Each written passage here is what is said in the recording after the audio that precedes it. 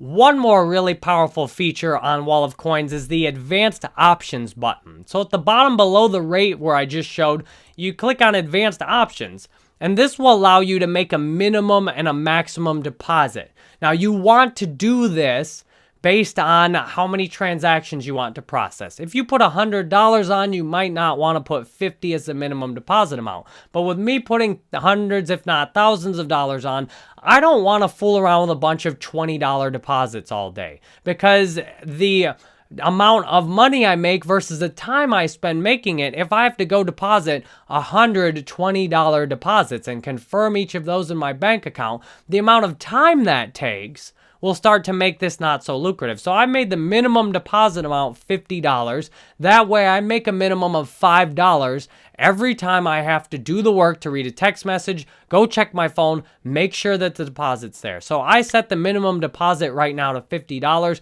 because other sellers, if they want to fool around with $20 or $10 deposits, then that's fine. So I set the minimum to $50 on mine, and then I set the maximum to $9,990.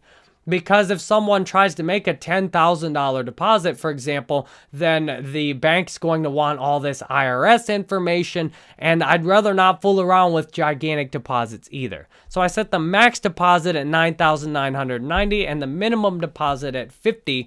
That way, it helps me know that I won't be confirming a bunch of tiny transactions all day that will be disrupting my workflow. However, I may test it out lower just to see if there's 5 buyers every day. It might be worth $10 every day to check my phone a few times and confirm a few $20 deposits. So I may test that out, but for now I've started with $50 minimum to help me reduce the amount of deposits I have to go through.